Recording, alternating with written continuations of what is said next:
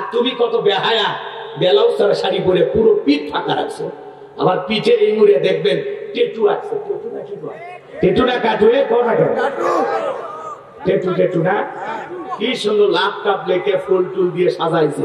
এরকম বেহায়া নারীও আছে না নাই? ওদের স্লোগান হলো দাদি নানি ব্লাউজ ছাড়া শাড়ি পরেছিল, আমরাও পড়তে চাই, আপত্তি করি নাই তো। দাদি নানি ব্লাউজ ছাড়া শাড়ি পরেছিল, এখন অভাবের কারণে পড়ুক আর গরমের কারণে পড়ুক, তারা পরেছিল ঘরের ভিতরে। কোন দাদি কি শাড়ি পরে বিশ্বরোডে কি আন্দোলন করে বলেছিল আমি তোমার দাদি, দেখে যাও শাড়ি পরেছি বলেছিল? তাহলে তুমি এমন কায়দায় ব্লাউজ ছাড়া শাড়ি পরেছো, পুরো পিঠটা এমন কায়দায় ফাঁকা রাখছে, মানে আর্জেন্টিনার ব্রাজিলের ফুটবল ম্যাচ হবে। কথা কোন ঠিক কিনা? এরা অসভ্য বেহায়া, এরা অশ্লীলতা ছড়াইতে চায়। কথা কোন ঠিক কিনা? আরে দাদি নানি ব্লাউজ ছাড়া শাড়ি পইরা পুরো 12 ভাঁজ শাড়িতে দেহটা এমন কায়দায় ঢাকছিল, কোনো কিছু দেখার উপায় নাই। আর তুমি কত বেহায়া, ব্লাউজ ছাড়া শাড়ি পরে পুরো পিঠ ফাঁকা রাখছো। আবার পিঠের এই মুড়ে দেখবেন টেটু আছে। টেটু না কাটুয়ে টেটু না, কি সুন্দর লাভ টাপ লেখে ফুল টুল দিয়ে সাজাইছে। এরকম বেহায়া নারীও আছে না নাই? কথা কি রাগ করতেছেন আপনারা? দাদি নানি, আগেকার দাদি নানি যে কত ভালো, তাদের মতো মানুষ হয় না। আগেকার দাদি নানি পুরুষের কণ্ঠ পাইলে ঘরের কোনায় যায় লুকেছে। কথা বল না কেন? ঘরের কোনায় লুকেছে। আর এখন যদি বাড়ির দরজা কেউ এসে ডাকে, বাদশা ভাই বাড়িতে আছেন, বাদশার বউ দরজা পুরোটা ফাঁক করে দিয়ে বলে ভাই আসে, ভিতরে বসে। বাদশাকে খুঁজতেছেন, বাদশা আমারই স্বামী হয়, আসেন একটু চা দিই ভাই, একটা বিস্কিট খান। এমন কায়দায় ডাক দেয় মনে হয় ওই শালীর মায়ের পেটের ভাই। কথা বল না কেন? এ দেখা করা যায়? দেখা করা যায়? একটা অপরিচিত পুরুষ তোমার বাড়ির দরজায় তোমার স্বামীকে তালাশ করে, আর তুমি দরজা খুলে গল্প করো, আসে আসে। ভেজাল আছে না নাই? তোমার দেখা করা জায়েজ নাই, দরজা খুলে কথা বলা জায়েজ নাই। তুমি ভিতর থেকে চিল্লায় জবাব দাও, বাসা বাড়ি দেয়, মোবাইল করেন, সবসময় যন্ত্রণা মার দেয় সবাই। এমন ভাবে কর্কট ভাটায় চিল্লায় জবাব দিবেন যাতে ওই মানুষ তওবা করতে করতে আপনার দুয়ার থেকে ফেরত যায় আর বলে আর যাই হোক এই মহিলার দুয়ারে আর আসবে। আপনার আওয়াজ এরকম হওয়া লাগবে, আপনি বসে একটু চা খা। এর মতলব ভালো না খারাপ? এরকম মহিলা আছে না নাই? আল্লাহ মাহবুবকে হেদায়েত দান করেন, জোরে বলেন আমিন। একটু অপেক্ষা করুন, ওই পাগলি করে সাইজ করে দাও, একটু অপেক্ষা করেন। এখন আমি এলোমেলো করতেছি না, সামনের দিকে যায়। মন খারাপ করতেছেন আপনারা? তাহলে যারা পোশাকের স্বাধীনতা আন্দোলন করে সমস্ত বোনেদেরকে আমি স্লোগান দিয়ে বলেছিলাম যে এটা বাংলাদেশ, আলেমদের বাংলাদেশ, এটা হাজিদের বাংলাদেশ, মসজিদ মাদ্রাসার বাংলাদেশ। 95% মুসলমানের দেশে অশ্লীলতা মেনে নেওয়া হবে না। এদেশে থাকতে হলে আল্লাহর বিধান ফরজ পর্দা মেনে থাকতে হবে। কথা বলে ঠিক কিনা? আর যদি পর্দা করতে শরীরে কাপড় পরতে মনে না চায়, যদি কাপড় খুলে ফেলার খুব ইচ্ছা হয়, বদলে সাজ দাও। যে দেশে পোশাক ছাড়া মানুষ বসবাস করে, পাসপোর্ট ভিসা লাগাইয়া তাড়াতাড়ি ওই দেশে চলে যাও। তোদের মতো বেহায়া নারীর জন্য এদেশের কুকুরও কাঁদবে না। যে তারা পোশাকের স্বাধীনতার নামে আন্দোলন করে, এরা অসভ্য, অভদ্র, নোংরা রুচির মানুষ। কথা বলে ঠিক কিনা? পর্দা হলো নারীর সিকিউরিটি, পর্দা আল্লাহ দেওয়া বিধান, ফরজ বিধান। কথা বলে ঠিক কিনা? অকরনা ফি বুয়ুতিকুন্না ওয়ালা তাবাররাজনা তাবাররুজাল জাহিলিয়াতিল উলা। নারীরা তোমরা ঘরের ভিতরে অবস্থান করো, খবরদার জাহিলিয়াতের যুগের মেয়েদের মতো নোংরা অশ্লীল পোশাক পরে নিজের দেহকে প্রদর্শন করো না। একটা নারী যদি ঢিলাঢালা বোরকা পরে, হাত মোজা পা মোজা লাগাইয়া রাস্তাতে হেঁটে যায়, মনের অজান্তে শ্রদ্ধা সম্মানে মাথাটা নত হয়ে আসে। কথা বলে ঠিক কিনা? উল্টা পাল্টা চরিত্রের মতো গন্ডগোল। পর্দা নারী সিকিউরিটি দেবে, পর্দা নারীকে নিরাপত্তা দেবে, পর্দা সেই নারীর উপরে আল্লাহর রহমত বরকত নাযিল হবে। যে নারী পর্দা করে দুনিয়াতে তার সম্মানও বাড়ে, মানুষ ভদ্রভাবে তার সাথে কথা বলে, খালা আম্মা, চাচি আম্মা। আর যদি উল্টা পাল্টা বলে মামি, ম্যাডাম, আপা, কথাগণ। এই জন্য আপনি এমন বোরকা পরে ঘুরবেন যাতে আপনাকে মানুষ খালা আম্মা ডাকতে বাধ্য হয়। আপনার বউ বোরকাকে আমি পড়াই দেবো না আপনি পড়াবেন, তাহলে পর্দার আওয়াজ শুনাইলে হবে না। অনেক বক্তার দাওয়াত দিয়ে আপনি হুজুর একটু পর্দার আওয়াজ করেন না, বলে না পর্দা করে না। তুই কি হিজড়া রে ভাই? তোমার বউ বোরকা পরে না, হুজুরের ওয়াজ শুনে বোরকা পরবে। আমার বউ বাইরে বেরোবে, শেফালি বোরকা পরে না। যদি বলে না এই বয়সে বোরকা বাইরে কি বুড়িয়েছে, বুড়ি হলে তো দিকেও তাকাবে, এখনই দোকানপাট ঢেকে যা। কথা কোন ঠিক কিনা? বউ আপনার ওয়াদার মানবে, হুজুরের ওয়াজ শুনে বোরকা পরবে। আপনার মেয়ে বেপরদায় যায়। আমার এলাকার এক লোক, আমি বললাম চাচা মিয়া, মেয়ে দুইটা তো বড় হয়ে গেছে, একটু বোরকা পরা। কি এমন বড় হয়েছে, কেবল ইন্টারে পরে নাক চিপলে মায়ের দুধ বের হবে। পরের সপ্তাহে চাচা আমার হাত ধরে কান দেয়, চাচা কি হয়েছে? ভাতি দেয়া তোমার কথা সত্য। কি? আমার মেয়েরা যে কখন বড় হয়েছে আমি তো জানি না, কয়েকটা দিন হয়ে গেল, আমার দুইটা মেয়ে খুঁজে পাচ্ছি না। কথা কন ঠিক কি না? এই জন্য মেয়েকে ছোটবেলা থেকে বোরকা পড়ান, পর্দা করান। কথা কন ঠিক কি না? আচ্ছা, তাই অনেক কথা বলার আছে, সামনের দিকে যাই, যদি সুযোগ পাই বলবো বা জানবো আমার। তার মানে কি, জীবনে এরকম একটা সিজদা দেইনি যে সিজদা দিয়ে আমরা আমাদের রবের কাছে 2 ঘন্টা ধরে কেঁদেছি। তাহলে কি নিয়ে রওনা করেছি ভাই? একটু পরিবর্তন হওয়া দরকার আছে না নাই? এখন আর সময় আছে। নিজেদের গুনাহ মাফের আশায় রবের কাছে প্রার্থনা করতে হবে, আসামির মতো সারেন্ডার করতে হবে। যা যা করেছি অপরাধ সব স্বীকার করো, যে আল্লাহ আমার চাইতে পাপী, আমার চাইতে বড় গুনাহগার এই জমিন আর কেউ নেই, তুমি আমার মাফ করে দাও। তুমি সাত্তার আমার দোষগুলো গোপন রেখেছো, গোপন রেখে আমার মাফ করে দাও। কথা বল ঠিক কিনা? আর ওয়াদা দিলাম আল্লাহ জীবনে কোনোদিন এই পাপগুলো, এই গুনাহগুলো যা যা করেছে আর করবো না। খালি তওবা করে আবার যে পরের দিন সকালবেলা করবেন, এটা করা যাবে না। সিদ্ধান্ত নিয়ে বাকিটা জীবন এইভাবে চলতে হবে। কথাকে বোঝা যায়? যাই হোক, তওবা নিয়ে আলোচনা করলে 2 ঘন্টা চলে যাবে, ওইদিকে যাবো না। সংক্ষিপ্ত কথা বলে দিয়ে যাই, বাজানগো আমার। কিভাবে সালাত আদায় করবেন? বিশ্বনবীর সাহাবীরা মরুভূমিতে সালাত আদায় করার জন্য দাঁড়িয়ে যেতেন। ওই মরুভূমির পাখিগুলো খেজুর গাছ মনে করে সাহাবীদের কাঁধের উপরে, মাথার উপরে বসে থাকতো। বিশ্বনবীর সাহাবীরা সালাতে এত মনোযোগ, কাঁধে পাখি করে থাকে, তারপরেও টের পায় না। বলেন আল্লাহু আকবার। চিন্তা করেন, কাঁধের উপরে পাখি বসে আছে, নামাজের ভিতরে এত মনোযোগ, পাখি পড়ে আছে, টের পায় না। আর আপনি আমি একটা মশা করলে এই হাতে এই জায়গায় আগে মশা মারে, তারপরে নামাজ ধরে। কথা মানে ঠিক কিনা? পায়ে যদি মশার কামড় মারে, এক ঠেঙে আর এক ঠেঙের উপর তুলে দেবে, খাবো খা। ভাগ্যিস ভালো নামাজ পড়তেছিলাম, তাছাড়া তো কি করলেন? কথা কয় না আছে না নাই? আছে না নাই? বাজান গো আমার, আপনি আমি সালাত আদায় করি, দুনিয়াবি নানান চিন্তা ভাবনা মনের মধ্যে চলে আসে। হযরত তালহা রাদিয়াল্লাহু তাআলা সালাত আদায় করতেছিলেন, জঙ্গল থেকে সাপ এসে সন্তানটাকে বেঁচিয়ে ধরেছেন।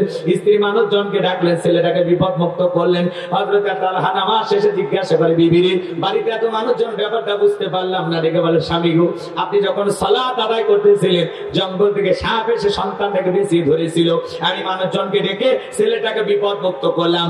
এত ঘটনা আপনার চোখের সামনে ঘটে গেল, আপনি কি কিছুই বলতে পারেন নাই? হযরত তালহা ডেকে বলে, বিবি রে, নামাজের মধ্যে মন যদি এদিক সেদিক চলে যায়, তাহলে নামাজ তো আর নামাজ থাকে না।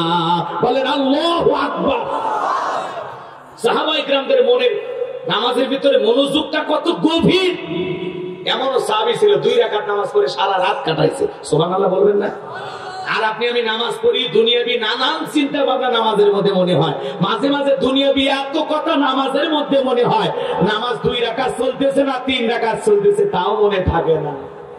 আছে না নাই? আপনি আমি মাঝে মাঝে নামাজের ভিতরে চিন্তা 2টা দিলাম না 3টা দিলাম, মাঝে মাঝে ওইটাও ভুলে যাই। এই জন্য বাজানগো আমার, বাংলাদেশে একটা গবেষণায় বলা হয়েছে, বাংলাদেশের এমন মুসলমান আছে যাদের মন নামাজের ভিতরে 8 সেকেন্ড স্থির থাকে না।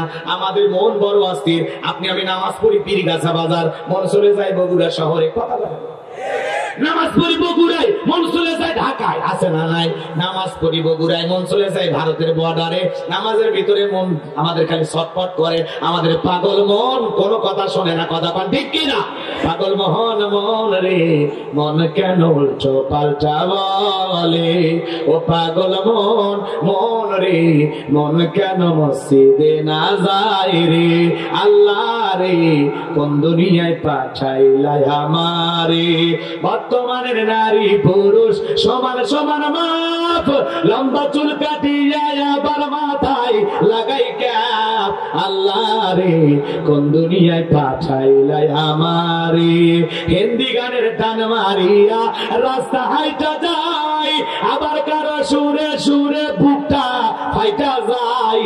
আল্লাহ রে কোন দুনিয়ায় পাঠাইলাই আমারে জিন্সের প্যান্ট শাড়ি পরিয়া রাস্তা হাইটা যায় পোলা না মাইয়া ওইটা সিনা বড় দায় আল্লাহ রে কোন জামানায় পাঠাইলাই আমারে কথা বলে ঠিক কিনা কানে পড়ছে দুল কপালে পড়ছে টিপ কাছে যদি যা বলেন বিলকিস আবার মানে আমি আগুন আছে না ভাই বুখারী শরীফের স্পষ্ট হাদিস আল্লাহ রাসূল বলেছেন কোন পুরুষ যদি নারীর বেশ ধারণ করে আর কোন নারী যদি পুরুষের বেশ ধারণ করে আল্লাহর লানত তাদের উপরে কথা বলে ঠিক কিনা এদেশে যে যা খুশি পোশাক পরতেছে কেউ বাধা দেয়নি এরপরে ঢাকা শহরে আমার মা বোনেরা আন্দোলন করে পোশাকের স্বাধীনতা চায় এ ভুলে গেছে যুবক তোমরা ঘুমাইছো কি বলে পোশাকের স্বাধীনতা চাই কেমন স্বাধীনতা তাহলে বিবিদেরকে পর্দায় রাখবেন ইনশাআল্লাহ মেয়েদেরকে পর্দায় রাখবেন ইনশাআল্লাহ আল্লাহ কবুল করে জোরে বলেন আমি মা বোনদের ওয়াজ শুনতেছেন আল্লাহ মা বোনদেরকে পর্দা করার তৌফিক দান করুন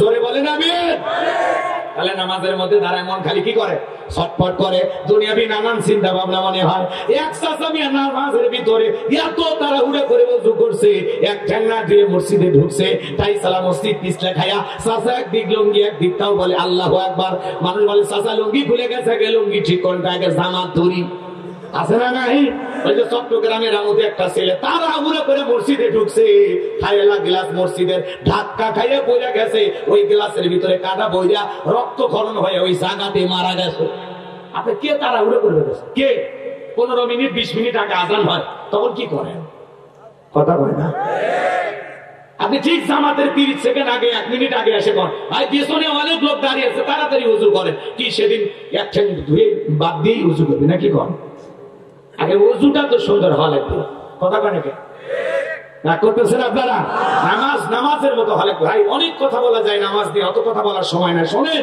আল্লাহর ভয় নিয়ে সালাত আদায় করতে হবে আপনি আমি যখন মসজিদের ভিতরে সালাত আদায় করার জন্য দাঁড়িয়ে যাব মনে মনে খেয়াল করব আমি নামাজ আদায় করতেছি আমার আল্লাহ আমাকে দেখতেছেন কথা বলেন ঠিক কি আপনি আমি সালাত আদায় করব আর মনে মনে খেয়াল করব আমি নামাজ আদায় করতেছি আমার আল্লাহ আমার সামনে দাঁড়িয়েছেন কথা বলে ঠিক কি না হে মুসলমান যুবক ভালো করে শুনে যাও কলিজার টুকরা সন্তান যুবক ভাইরা শোনো তুমি এদিক শোনো আমি যে কথা বলতে চাচ্ছিলাম তুমি আমি যখন সালাতে দাঁড়িয়ে যাব একটা ফাঁসির আসামিকে রাত 10টার দিকে যদি বলা হয় 12টায় তোমার ফাঁসি লোকটা যদি ইমানদার হয় ও যদি 2 রাকাত নামাজ পড়ে জীবনের শেষ মনে করে ফাঁসির আসামি যেভাবে সুন্দরভাবে নামাজ আদায় করে জোহরের সালাত তুমি আমি আদায় করব আর মনে করব এই জোহরের নামাজ আমার জীবনের শেষ নামাজ আমি আসর পর্যন্ত দুনিয়ার জমিনে নাও জীবিত থাকতে পারি কথা বলে ঠিক কি না আবার আসরের নামাজ আদায় করব মনে মনে খেয়াল করব এই আসরের নামাজ আমার জীবনের শেষ নামাজ আমি মাগরিব পর্যন্ত নাও জীবিত থাকতে পারি জীবনের শেষ মনে করে প্রত্যেকটা নামাজ সঠিকভাবে সুন্দর করে রুকু সিজদা আল্লাহর ভয়ে সুন্দরভাবে আদায় করা লাগবে কথা কোন ঠিক কিনা জোহরের 4 রাকাত সুন্নাত ইমাম আর মুসল্লি একসাথে নিয়তে দে শুরু করে দিয়েছে ইমামের 2 রাকাত হওয়ার আগে মুসল্লির 4 রাকাত শেষ হুজুর জিজ্ঞাসা করে চাচা মিয়া আমার 2 রাকাত হয় না আপনার 4 রাকাত বলে হুজুর আপনাদের চর্চা কম হুজুরেরই বলে চর্চা কম আছে না নাই 2 রাকাত নামাজ 2 মিনিটে শেষ 4 রাকাত 4 মিনিটে শেষ আর এর সামনে রমজান মাস যখন আসছে তারাবি প্রত্যেকটা মসজিদে মনে হয় নামাজের প্রতিযোগিতা শুরু হয় কথা বল আপনাদের এলাকায় হয় কিনা জানি না 2 মসজিদের মুসল্লি প্রথম তারাবি করে গল্প করে দোস্ত তোমাদের মসজিদের প্রথম তারাবি কয় মিনিট লাগছে আমাদের হুজুর খুবই আল্লাহ আল্লাহ 40 মিনিট ওই এতক্ষণ আমাদের হুজুর বিদ্যুতের গতি ফেল কয় 20 মিনিটে সব শেষ করছে নামাজ পড়ছে না তামাশা আল্লাহ মক্কা মদিনায় নিয়েছিল তার গোলামকে আমি তারাবি নামাজ ওখানে পড়েছি 1 ঘন্টা 45 মিনিট লাগে তারাবি পড়তে কত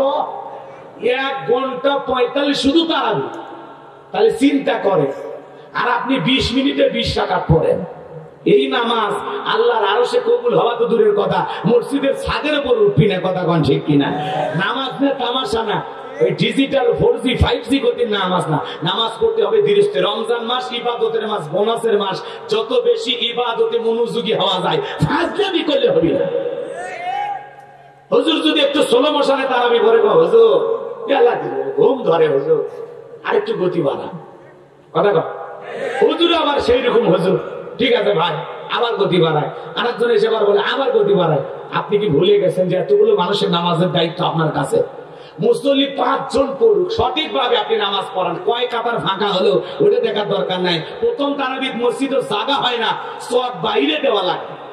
কথা কয় না? এক সপ্তাহ না যেতে যেতে বাইরের সব শেষ, বারান্দা শেষ, এখন ভিতরে ঢুকছে। কথা কয় না? আবার এই সমস্ত মৌসুমী মুসল্লি দেখা করে লাইলাতুল কদরের রাত্রিতে, সেদিন আবার জায়গা হয় না। কথা কয় না? এই হলো এদের জন্য আপনি নামাজ পড়াচ্ছেন, এই সমস্ত মুসল্লির জন্য। নামাজ ধীরস্থির ভাবে পড়াইতে হবে, বিশ্রামের সহিত সুন্দর ভাবে, গতি বাড়ানোর কোন সুযোগ।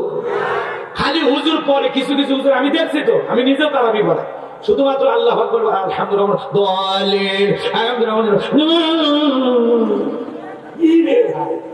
নামাজ না ফেলছেন। আপনি কি পড়েন কি পড়েন, শুধু আলহামদুলিল্লাহ বলেন, বোঝা যায় আল্লাহ তোরা আর এই বলতেছেন। কোন জায়গায় কি কর না কর, সুরে গাড়ায় চাবিয়ে খাচ্ছেন না, হজম হচ্ছে না, কি আছে না? কোনকে শুরু করতে শেষে খালি আসে না, মানে শুরু করা বোঝা যায়, শেষে একটু টান মারে। মাঝখানে যে হুজুর কি বলছে, হুজুরের বাপও জানে। ফেরেশতারা নিয়ে কি লিখবি না কি লিখবি আল্লাহ ভালো জানে। কথা কন ঠিক কিনা? তাহলে ধীরে স্থির ভাবে আল্লাহকে রাজি খুশি করার জন্য 5 ওয়াক্ত সালাত কারা কারা আদায় করবেন একটু হাত তুলে দেখেন। আল্লাহ আমাদের সবাইকে 5 ওয়াক্ত সালাত মসজিদে গিয়ে জামাতের সহিত আদায় করা তৌফিক দান করুন। এই জুমার রজনীতে আমরা ওয়াদা করলাম, আমরা যেন মৃত্যু পর্যন্ত আমাদের ওয়াদা পালন করতে পারি। আল্লাহ তৌফিক দান করেন, জোরে বলেন আমিন। এইবার মুমিন বান্দার 2 নাম্বার গুণাবলী, ওয়াল্লাযীনা হুম আনিল লাগবি মুরিদুন।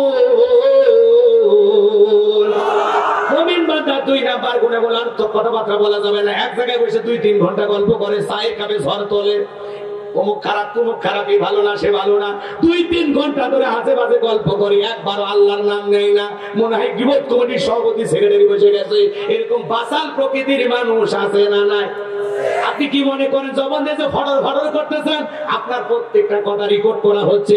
মায়াল ফিজু মিন কাউলিন ইল্লা লাদাইহি রাকিবুন আতীদ। বান্দা এমন কোন কথা বলে না যে কথা রেকর্ড করার জন্য আমার ফেরেশতারা নাই। আপনার জবানের প্রত্যেকটা কথার জবাব একদিন আল্লাহর কাছে দিতে হবে। এজন্য ফাও ফাও বেজাল বাইরেন না। মুমিন বান্দা কথা বলবে ততটুকু প্রয়োজন, যতটুকু প্রয়োজনের অতিরিক্ত কথা বলা থেকে বিরত থাকা লাগবে। কারণ আপনি যা বলবেন প্রত্যেকটা কথার জবাব একদিন আল্লাহ আপনার কাছ থেকে নেবেন। বিদায় যা বলবেন সতর্কতার সহিত জিহ্বা নাড়ায় কথা বলবেন। আল্লাহ রাসূল বলেছেন, তুমি যদি 2 চোয়ালের মাঝখানে নরম জিহ্বার হেফাজত করতে পারো আর 2 উরুর মাঝখানে লজ্জাস্থানে হেফাজত করতে পারো, আমি রাসূল তোমাদের জান্নাতের জিম্মাদারি নিলাম। সুবহানাল্লাহ বলেন। তাহলে জবান দিয়ে যা খুশি তাই বলা যাবে না। মুমিন বান্দা জবান দিয়ে সে কথা বলবে যে কথা বললে সব হয়। আজে বাজে অনার্থক কথা বলা থেকে বিরত থাকে। অন্যের সমালোচনা করে কি লাভ? নিজের আত্মসমালোচনা করেন, নিজের জীবনের তুলটি তালাশ করেন। মানুষের ভুল ধরতে গিয়ে নিজেই ভুলের সাগরে হাবুডুবু খাইয়া জাহান্নামে চলে যাবেন। তারা বলবে আমরা দুনিয়াতে সমালোচনাকারী ছিলাম। যারা সমালোচনায় ব্যস্ত এরা থাকবে সাকর নামক জাহান্নামে। কথা বলে ঠিক কিনা? এজন্য আসুন নিজেকে পরিবর্তন করুন, কারো সমালোচনা করবেন না। এত কথা কেন বলেন আপনি? চুপ থাকেন। মান সমাতা না যা, চুপ থাকাও নাজাতের লক্ষণ। আল্লাহ আকবার। কথা মনে থাকবে তো মুসলমান? কথা বুঝতে পারছেন? মুমিন বান্দার 2 নাম্বার গুণাবলী, মারাত্মক কাজ করা যাবে না। মুমিনের ত্যাগ হলে মুমিন সিনেমা হল বানাবে না, যাত্রা গানের আয়োজন করবে না, গানের কনসার্ট দিবে না, মদের বার দিবে না, সিনেমা হল বানাবে না। মুমিনের ত্যাগ হলে মুমিন মসজিদ বানাবে, ঈদগাহ মাঠ বানাবে, কবরস্থান বানাবে, রাস্তার মধ্যে 10টা ফলের গাছ লাগা দিবে, পুকুরের ঘাট বানাই দিবে। এক কথায় মুমিনের অর্থ ভালো ভালো কাজে ব্যয় হবে। কথা কোন ঠিক কিনা? পুকুরের ঘাট ঠিকই বানায়, কাঁটা তারের বেড়া দেয় চতুর্দিক দিয়ে, আর লেখার থাকে তালুকদার সাহেবের ভিআইপি পুকুর, জনসাধারণের প্রবেশ নিষেধ, কুকুর হইতে সাবধান। আছে না? এক পুকুরের গড়ায় সম্পদের গড়ায় ভাই বড়াই করে লাভ নাই। কথা কোন ঠিক কিনা? বিনয়ী হন, অমায়িক ব্যবহারের মানুষ হন। আপনি মরার পরে মানুষজন আপনার জন্য কেঁদে কেঁদে দোয়া করে। কথা বলে ঠিক কিনা? মানুষ যেন না বলে এলাকার সবচাইতে শয়তান বিদায় হয়েছে। আপনি মরার পরে যেন মানুষ আলহামদুলিল্লাহ না বলে যা এলাকার খবিস বিদায় হয়েছে। কথা একটু ভালো মানুষ হন। মুমিনের টাকা ভালো কাজে ব্যয় করা লাগবে। যুবক মুমিন বান্দাকে আল্লাহ তাআলা 2 নাম্বার গুণাবলী, অনার্থক জিনিস শ্রবণ করা যাবে না। এই কানে ইয়ারফোন লাগায় গান শোনো, রূপবানে নাচে কমর দোলাইয়া, আল্লাহর ফেরেশতারা কবরে পিটাবে ঝোলাইয়া ঝোলাইয়া। কানের ভিতর ইয়ার ইয়ারফোন লাগায় গান শুনতেছে, একজন সিরাজগঞ্জের যুবক রেল লাইন পার হয়ে যায়, ট্রেন এসে ধাক্কা মারিয়া 3 টুকরে করে ধুয়ে গেছে। মরার পরেও কানের ভিতরে ইয়ারফোন লাগানো ছিল, এখনো কবরে যা ফেরেশতারা তোর জায়গা মতো বাদ্যযন্ত্র বাজায় দেবে। কথা বলেন ঠিক কিনা? মুসলমান যুবক রে, এই কান আল্লাহ গান শোনার জন্য দেয় নাই। হকের উলামায়ে কেরামদের বয়ান শুনতে হবে, ইসলামী সঙ্গীত শুনতে হবে, কোরআন তেলাওয়াত শ্রবণ করতে হবে, ভালো ভালো কথা কান দিয়ে শ্রবণ করা লাগবে। কথা বলেন ঠিক কিনা? তাহলে মুমিন বান্দার 2 নাম্বার গুণাবলী, মুমিন বান্দা জবান দেশে কথা বলবে, যে কথা বললে সব হয়। মুমিন বান্দা সেই কাজ চালু করবে, যে কাজ চালু করলে সব হয়। মুমিন বান্দা সেই জিনিসগুলো কান দিয়ে শ্রবণ করবে যেগুলো শুনলে সব হয়। এক কথায় সব আছে যেখানে, বলেন বলেন, সব আছে যেখানে আর গুনাহ আছে যেখানে আমরা নাই সেখানে। বলেন আল্লাহু আকবার। এবার মুমিন বান্দার 3 নাম্বার গুণাবলী, ওয়াল্লাযীনা হুম লিয-যাকাতি ফাঈলুন। মুমিন বান্দার 3 নাম্বার গুণাবলী, আল্লাহ যদি মুমিন বান্দাকে নেশা পরিমাণে সম্পদের মালিক বানায় দেয়, মুমিন বান্দাকে আল্লাহ যদি ধনী বানায় দেয়, মুমিন বান্দা সক্রিয়ভাবে হিসাব করে করে বছরে একবার যাকাত দেবে। কয় লক্ষ টাকার কয় হাজার টাকা যাকাত আসে, কয় কোটি টাকার কয় লক্ষ টাকা যাকাত আসে, মুমিন বান্দা হিসাব করে করে বছরে একবার যাকাত দেবে। কার ভয়ে? যাকাত দেওয়া নফল না ফরজ? যাকাত দেওয়া ফরজ। এই যুবক 4 নাম্বার গুণাবলীতে তোমাদের বাজা এসে গেছে। তাহলে যাকাত দেওয়া কি? বলো বলো বলো বাবু বলো। যাকাত দেওয়া ফরজ। কথা বলেন ঠিক কিনা? ভালো করে বুঝবেন। যাকাত কেন আসছে? যাকাত আসছে দারিদ্রতা বিমোচন করার জন্য, যাকাত আসছে অভাবমুক্ত সমাজ রাষ্ট্র দেশ গড়ার জন্য, যাকাত আসছে রাস্তার এপারে 10 তলা এপারে গাছতলা এর ব্যবধানকে দূর করার জন্য, যাকাত আসছে পথে পড়ে থাকা অসহায় দুঃখী মানুষের মুখে হাসি ফোটানোর জন্য। বলেন আল্লাহু আকবার। স্বাধীনতার 52 বছর কেটে গেল, যারা যাকাত দিচ্ছে দিয়ে যাচ্ছে, যারা নিচ্ছে নিয়ে যাচ্ছে, মানুষের ভাগ্যের কোনো পরিবর্তন হচ্ছে না। বলে অমুক সেরাকালী বদনা অমুক স্কুল মাঠে যাকাতের শাড়ি লুঙ্গি বিতরণ করবে, মানুষ আছে 50,000 আর যাকাতের কাপড় হলো 5,000। ঠেলা ঠেলি গুদে গুদি করে পায়ে তলে পড়ে 6 জন মারা গেছে, 32 জন আহত। পত্র পেপার বাংলাদেশ প্রতিদিন, নয়া দিগন্ত, কালের কণ্ঠ, যমুনা টেলিভিশন, নাগরিক টেলিভিশন, সব জায়গায় নিউজ প্রচার হয়ে গেল। আপনারাই বলেন তো বাজান, এই পদ্ধতিতে যারা যাকাতের শাড়ি লুঙ্গি বিতরণ করবে, এইভাবে যাকাত দিয়ে কি জান্নাতে যাওয়া যাবে? বরং মানুষ সত্যিকারের গুনাহ নিয়ে জাহান্নামে যেতে হবে। যাকাত দেওয়ার পদ্ধতি এইটা না। আর যাকাতের শাড়ি লুঙ্গি দিলেই দেওয়া যাবে না। কেমন শাড়ি লুঙ্গি দেয়? নিজের পরনে থাকে 500 টাকা 1000 টাকার আমানসা লুঙ্গি, আর গরিবকে দেয় 200 টাকার লিটল লুঙ্গি। পরে থাকলে আর জান্নাত জাহান্নাম সব বোঝা যায়। কথা ঠিক কি না? নিজের বউরে পরে 5,000 10,000 টাকা দামের শাড়ি, আর গরিব মহিলাকে দেয় 300 টাকা দামের শাড়ি। ধুয়ে দিলে শাড়ি না মশারি খুঁজে পাওয়া যায় না। এই বড় লোক এই শাড়ি তোমার বউরে পরায়ও, এই শাড়ি তোমার মেয়েরে পরায়ও। আর যাকাত মানে শাড়ি লুঙ্গি না। দিলে ভালো দেন, রুচিশীল কাপড় দেন। কথা কয় না? হযরত ওমর ফারুক রাদিয়াল্লাহু তাআলা বলেন, তোমরা যাকাতের অর্থ এমন ভাবে দাও যাতে ওই ব্যক্তি যাকাতের জন্য আর কারো দুয়ারে লাইন না দেয়। বলেন আল্লাহু আকবার। তাহলে দিলে দেওয়ার মতো দেওয়া লাগবে। এই ছেলেটা বেকার বসে আছে, ওই 1 লাখ টাকা দিয়ে একটা অটো ভ্যান কিনে দেন, রিকশা কিনে দেন। কথা কয় না? একটা বেকার ছেলে বসে আছে, মানুষের কাছে হাত পাতে, ওই যাকাতের 1 লাখ টাকা দিয়ে একটা কর্মস্থানের ব্যবস্থা করে দেয়। ওই রিক্সা ভ্যান চালায়, দৈনিক 500-700 টাকা 1000 টাকা ইনকাম করবে, আর একটা কর্মীর ব্যবস্থা হয়ে গেল যাকাতের টাকা দিয়ে। কথা কন? এই ছেলেটা বেকার বসে আছে, এর পীর গেছে বাজার 1-1.5 লাখ টাকা দিয়ে ছোটখাটো ব্যবসা প্রতিষ্ঠান ধরে দেন। আল্লাহ চাইলে 5-10 বছর ব্যবসা করে ও নিজেও যাকাত দিতে পারবে। কথা ঠিক কি না? একটা বিধবা নারী এসে শাড়ি দিয়ে কি লাভ? ছেলে মেশিন কিনে দেন, 2টা ছাগলের বাচ্চা কিনে দেন, 2টা গাভী গরু কিনে দেন, এগুলো লালন পালন করে ভাগ্যের চাকা ঘোরাবে। কথা বলে ঠিক কিনা? যাকাতের অর্থ দিয়ে মানুষের কর্মস্থানের ব্যবস্থা করা লাগবে। ধনীর যাকাত দেওয়া ফরজ, গরিবের যাকাত খাওয়া ফরজ নয়। আমি যে গরিবের হাতে যাকাতের টাকা দিলাম, গরিব যে আমার যাকাতের টাকা গ্রহণ করলো, আমি কি দয়া করেছি? না, আমি দিলে বাঁচবো, না দিলে ফাঁসবো।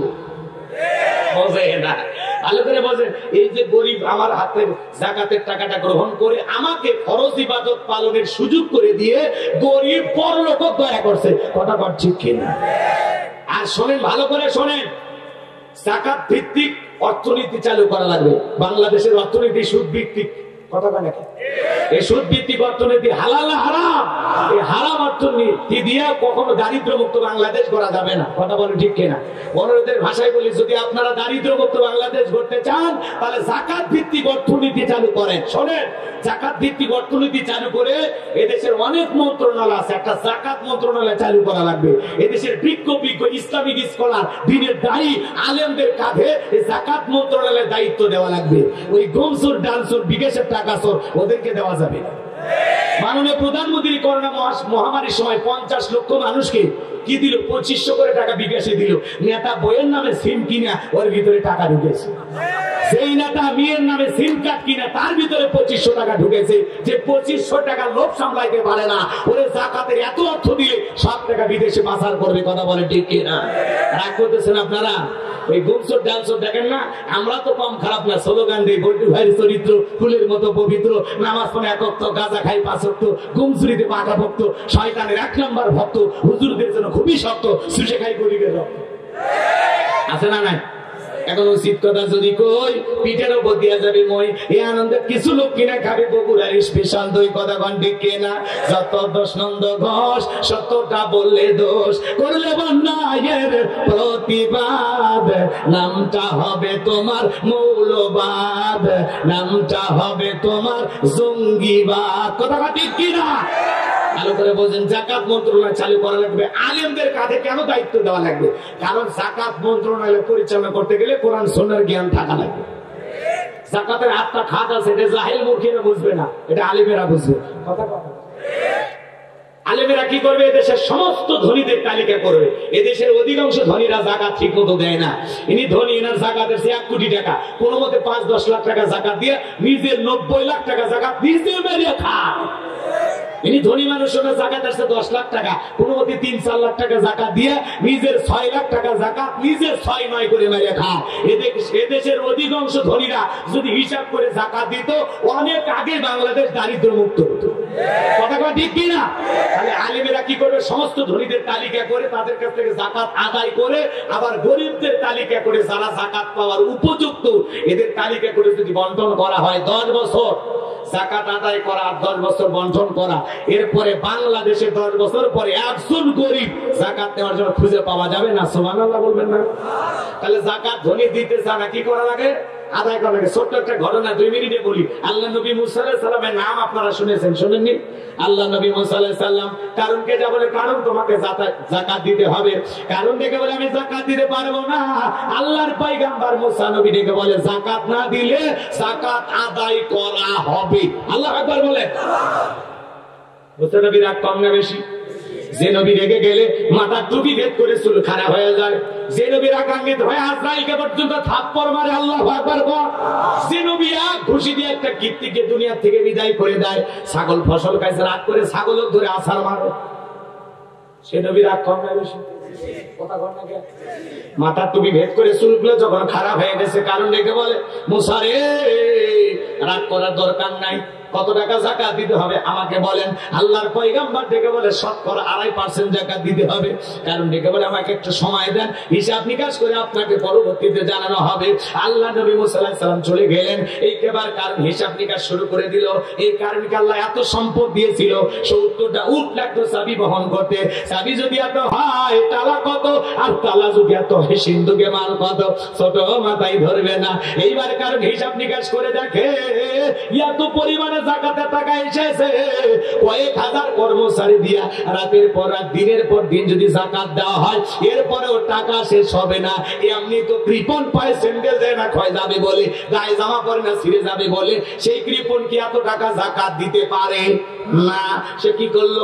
এলাকা একটা 2 নাম্বার মহিলা ছিল, নাম হলো সবদা। এই সবদা নামের পতিতার কাছে যা বলে, সবদা রে, আমি তোরে 2 বস্তা টাকা দেবো, অ্যাডভান্স হিসেবে 1 বস্তা টাকা আজকে দিয়ে দিলাম, আগামীকালকে সাক্ষী দেওয়ার পরে 2 বস্তা টাকা দেবো। বিনিময়ে আল্লাহর নবী মুসা আলাইহিস সালাম যেই মজলিসে দাঁড়ায় আল্লাহর পথে মানুষকে দাওয়াত দেবে, ওই ভরা মজলিসে দাঁড়াইয়া একবার শুধু বলবি, মুসা নবী দিনের বেলা ওয়াজ করে আর রাতের বেলা আমি সবদার সাথে রাত কাটাই, বাস এতটুকু কথা বললে যথেষ্ট, বাকি যা করার আমি করব। ভালো করে বলছেন। পয়গম্বরের বিরুদ্ধে একটা ষড়যন্ত্রের ফাঁদ পাতা হলো, জোরে কন্যা উযুবিল্লাহ। এইবার পরের দিন সকালবেলা আল্লাহ নবী মুসা আলাইহিস সালাম হাজার হাজার জনতার সামনে আল্লাহর দিকে আহ্বান করতেছেন, সুন্দর করে দাওয়াত দিতেছেন। পয়গম্বরের আলোচনা শোনার পর সবদার পাশান হৃদয় গলিয়া চোখ দিয়া পানি ঝরতেছে। সুবহানাল্লাহ কর। এবার কারণ ইশারা দিয়ে বলে সবটা তাড়াতাড়ি দাঁড়া, বলে আরেকটু শুনে মজা লাগে। আল্লাহু আকবার কর। সবটা আর শোনা যাবে না, দাঁড়াও, বলেন আর একটু শুনি। দুইজন লোক পাঠায় দিল, তাড়াতাড়ি সবটাকে দাঁড় করে দাও। আজকে মুসা নবী যে কায়দায় ওয়াজ করতেছে, সব মনে হয় কালেমা বলে মুসলমান হবে। দুইজন লোক এসে বলে, নেতা গতকালকে রাত্রিতে 1 বস্তা টাকা দিয়েছে, আর 1 বস্তা টাকা রেডি আছে, সাক্ষীটা দিয়ে টাকার বস্তা নিয়ে বাড়িতে চলে যাও। সবটা বলে আর একটু শুনে, বলে না আর শুনতে দেওয়া যাবে না। দুইজন দুই হাত ধরে সবটাকে জোর করা দাঁড় করে দিলেন। যখন কারণ লাভ মেরে দাঁড়া বলে মুসারে ওয়াজ বন্ধ কর, দেখ 2 নাম্বার মহিলা দাঁড়াইছে। মহিলাটা 2 নাম্বার 1 নাম্বার মুসা নবী কি জানে? রতনে রতন কথা বোঝেন না, ইশারা বোঝেন না, রাগ করতেছেন মনে হয়। ডাইরেক্ট দেখে বলে মুসা ওয়াজ বন্ধ কর। আজও তাকায় দেখবেন আলেম ওলামা যখন হক কথা বলে, কোরআন সুন্নাহর সঠিক কথা বলে, এক শ্রেণীর মুসলমানেরা ডাইরেক্ট বলে হুজুর আপনার ওয়াজ বন্ধ কর। না আছে না নাই? সুদের কথা বলা যায় না, ঘুষের কথা বলা যায় না, যাকাতের কথা বলা যায় না, আল্লাহর জমিনে আল্লাহর দ্বীনকে প্রতিষ্ঠিত করার কথা বলে, জিহাদের কথা বলে। যখন কোরআন হাদিসের হক কথাগুলো জাতির সামনে তুলে ধরে, ডাইরেক্ট বলে হুজুর আপনার ওয়াজ বন্ধ করেন, আপনার ওয়াজ লাইন ছাড়া, হুজুরের ওয়াজ লাইন ছাড়া না, তোমার জীবন লাইন ছাড়া, আর তুমি একটা তার সেরা। যারা আজকে আলেমদের কথা বলতে বাধা দেয়, এরা হলো সমাজের ডিজিটাল কারণ। আমাদের দুঃখ লাগে ওই জায়গায়, কষ্ট লাগে ওই জায়গায়। বাংলার জমিনে বাণিজ্য মেলার নামে রাত 12টার পরে নর্তকীর গায়ে একটা সুতার কাপড় থাকে না, ওখানে 144 জারি করা হয় না। যারা বাংলার জমিনে কিছু কিছু জায়গায় তাফসীরুল কোরআন মাহফিল ওয়াজ মাহফিলে 144 জারি করে কোরআনের কথাগুলো বন্ধ করে দেয়, আমার বিশ্বাস এ মুসলমান হতে পারে না। কোরআনের আয়োজন যারা বন্ধ করে দেয়, কোরআনের মাহফিল যারা কোনদিন মুসলমান হতে পারে না। কোরআন বন্ধ করা স্বভাব মুসলমানের না, এই স্বভাব হলো কাফেরের।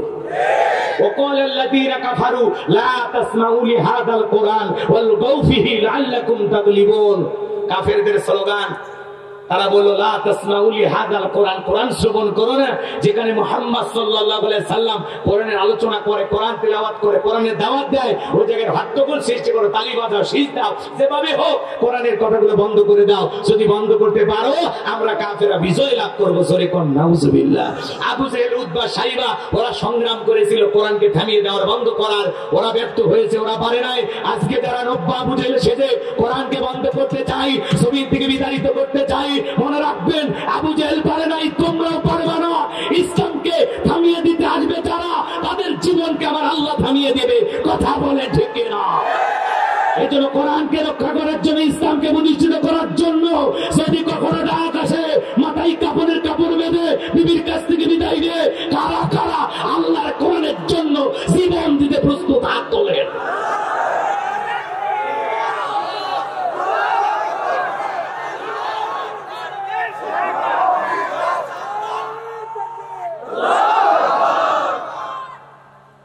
কষ্ট হচ্ছে আপনাদের? বিরক্ত হয়েছেন না? শোনেন, ধানের মধ্যে পাতাম থাকে, ওটা মানে নিয়ে চলা লাগবে। কথা কোন ঠিক কিনা? সবই যদি খাবার চান, ঝামেলা আছে না? হ্যাঁ, মন খারাপ করে না, আর কয়েকটা মিনিট যদি লাগে, কষ্ট হবে আপনাদের? এই যে কষ্ট হবে, ভালো করে বোঝার চেষ্টা করবেন। মাজান গোমা এইবার কারণ ডেকে বলে, সাদ্দা তোমার যা বলার তুমি বলো, আমি তোমার সাথে আছি। ভালো করে বুঝবেন। এবার মুসা নবী অবাক হয়ে সবকিছু দেখতেছে। সবটা ডেকে বলে, কারণ তুমি বসো, আমি যেহেতু দাঁড়িয়েছি বলার জন্য আমাকে বলতে দাও। এইবার কারণ বসে বলল। সবটা ডেকে বলে, জনগণ শোনো দি, এমন আমি জীবনে কোনোদিন মুসা নবীকে দেখি নাই। আজকে মুসা নবীর আলোচনা শোনার পর আমার পাষাণ হৃদয় গইলে গেছে। আমি সিদ্ধান্ত নিয়েছি আর অশ্লীল কাজ করব না, খারাপ কাজ করব না। আমি তওবা করে ঈমান গ্রহণ করব। একটু সুবহানাল্লাহ জোরে কোন না। আলেমদের ওয়াজের মাধ্যমে বেনামাজি নামাজ হয়ে যায়, সুদখোর ঘুষখোর ভালো হয়ে যায়, ব্যাপারটা চলা, মা বোনেরা পর্দা করে, দাড়ি কাটা যুবকটা দাড়ি রাখে, পরিবর্তন হয়ে যায়। কথা বলেন ঠিক কিনা? কত জায়গায় মাহফিলে যায়, বলে হুজুর এই যে চেহারা দেখতেছেন, এটা আপনার ওয়াজের ফসল, আপনার বয়ান শুনে আল্লাহ আমাকে পরিবর্তন করে দিয়েছেন। আল্লাহু আকবার বলেন। লন্ডনে এক প্রবাসী ভাই আমাকে ফোন দিয়ে বারবার বলতেছে, হুজুর আমার যেই বউ বাংলাদেশ থেকে শাড়ি পরে আসলো, থ্রি পিস পরে আসলো, লন্ডনে এসে কি যে বাতাস পাইলো, হাফ প্যান্ট পরে ঘরে নাইট ক্লাবে যায়, মদের বারে যায়, এত উশৃঙ্খল জীবন যাপন করতেছিল। হঠাৎ করে হাসির ছলে আপনার ওয়াজ একদিন দিলাম যে শোনো, এটা ওয়াজ না, এটা হাসি, এই বক্তা খুবই মজার ওয়াজ করে, তুমি একটু শোনো। তো আমার ওয়াজগুলো শুনতে হাসি মজা পাইতে পাইতে পাইতে পাইতে আমার একটা বয়ান আছে, জাহান্নামী নারী কারা। এই বয়ানটা শোনার পর ওই মহিলাটার ভিতরে পরিবর্তন আসছে। ওই মেয়েটা হাফ প্যান্ট পরা বাদ দিয়ে এখন বোরকা পরে ঘরে। সেই লোকটা খুশি হয়ে আনন্দিত হয়ে আমাকে বলেছে, হুজুর বাংলাদেশে যদি কখনো যায় আপনার সাথে আমি দেখা করব। এবং উনি আমার মাদ্রাসায় খুশি হয়ে কিছু হাদিয়াও দিয়েছেন, আলহামদুলিল্লাহ। এই জন্য ভাইয়ের আমার ওয়াজের মাধ্যমে অনেক সময় মানুষ পরিবর্তন হয়ে যায়। কথা বলেন ঠিক কিনা? মন খারাপ করেছেন বুঝি? মন খারাপ করা যাবে না বাজানগো আমার। কার কথায় কোন মানুষ পরিবর্তন হবে আল্লাহ ছাড়া কেউ জানে না। কথা বলেন ঠিক কিনা? গভীর মনোযোগ দিয়ে শুনবেন বাজান। সত্তা দেখে বলে আর আমি খারাপ কাজ করব না, আমি তওবা করে ঈমান গ্রহণ করব। আর জনগণকে দেখে বলে শোনেন, এই কারণ কেন লাফালাফি করে জানেন? এইবার রাতের গোপন তথ্য ফাঁস করে দিতেছে। সত্তা দেখে বলে এই কারণ গতকাল রাতে আমার বাড়িতে গিয়েছিল, 1 বস্তা টাকা আমারে দিয়েছে, আর 1 বস্তা টাকা দিবে বলে প্রতিশ্রুতি দিয়েছে, বিনিময়ে আমাকে এই কথা বলতে হবে। মুসা নবী দিনের বেলা ওয়াজ করে আর রাতের বেলা আমি সত্তার সাথে রাত কাটাই। আপনাদেরকে সাক্ষী রেখে বলতেছি, মুসা নবীর চরিত্র ফুলের চাইতেও পবিত্র। ওই কারণ হলো আমি সত্তার নিয়মিত ভক্ত। আল্লাহু আকবার কোন। ওয়ামা কারু ওয়ামা কারাল্লাহ ওয়াল্লাহু খায়রুল মাকিরিন। খেলাকার যে সাক্ষীকে ভাড়া করেছে সেই সাক্ষীর মুখ দিয়ে সঠিক কথা বের করে দিলেন কি? যে গর্ত করেছে নিজের গর্তে নিজে পড়েছে। কথা ঠিক কিনা? আজকে যখন আলেমদেরকে বিদায় করার জন্য নানামুখী ষড়যন্ত্র হাতে নেওয়া হয়, ওই যে দেখলেন না কোরআনের পাখি বিদায় নিয়ে গেছে, তার যারা জায়গা একটা অমুসলিম বলে তিনি 2 বার এমপি ছিলেন, মায়ের কোলে শিশু যেমন ছিল আমরা তেমনি নিরাপদ ছিলাম। কথা কয় তখন বলে তিনি অপরাধী নন। কথা কয় ঠিক কিনা? মানুষ সাক্ষী দেয়। কথা কয়। আচ্ছা আপনার কি কষ্ট হচ্ছে? বোঝেন না? কোরআনের পাখিকে ভালোবাসেন না? তিনি চলে গেছে, দোয়া করবেন। দোয়া করার দরকার আছে না? তার নামে যুবকেরা কি গান গায় শোনেননি? আল্লামা সাইদি তুমি মরনি, শহীদ হয়েছো তুমি এটাই জানি। কথা কন ঠিক কিনা? দেখেন একটা মানুষের প্রতি কত আবেগ, কত ভালোবাসা। কথা কন ঠিক কিনা? আল্লামা সাইদি তুমি মরনি, শহীদ হয়েছো তুমি এটাই জানি, শহীদ হয়েছো তুমি এটাই জানি। কথা কন ঠিক কিনা? দেখা তো হবে না আর এই জীবনে, দেখা হবে জান্নাতে ফুল বাগানে। মারহাবা কথা। এইভাবে গানটি বানিয়েছেন। যাই হোক, বলার সুযোগ নেই, কষ্ট হচ্ছে আপনাদের। আমার ভাইরা মন খারাপ করবেন না, সামনের দিকে যায়। সবটা যখন গোপন তত্ত্ব ফাঁস করে দিল, আল্লাহ নবী মুসা ডেকে বলে, আল্লাহ চাইতে গেছিলাম যাকাত, আর আমার বিরুদ্ধে এত বড় ষড়যন্ত্র মেনে নেওয়া যায় না। আল্লাহ গো আপনি জমিনকে ওয়াদা দেন, জমিন যেন কারণকে গ্রাস করে ফেলে, তার সম্পদ সহ। আল্লাহ দোয়া মঞ্জুর করলেন। কারণের ধন সম্পদ সহ হাঁটু পর্যন্ত জমিনের ভিতরে চলে গেছে। ও বলে ব্যাপার না, লাফতে উঠতে পারবো। এবার যখন মাজা পর্যন্ত চলে গেছে, বলে ব্যাপার না, দেহে শক্তি আছে, লাফতে উঠতে পারবো। গলা পর্যন্ত যখন জমিনের ভিতরে চলে গেছে, কারণ এইবার অনুরোধের ভাষায় বলে, মুসারে ধন সম্পদ যা আছে সব তোমার, আর তোমার আল্লাহ তুমি নিয়ে যাও, জামটা আমার ভিক্ষা দাও।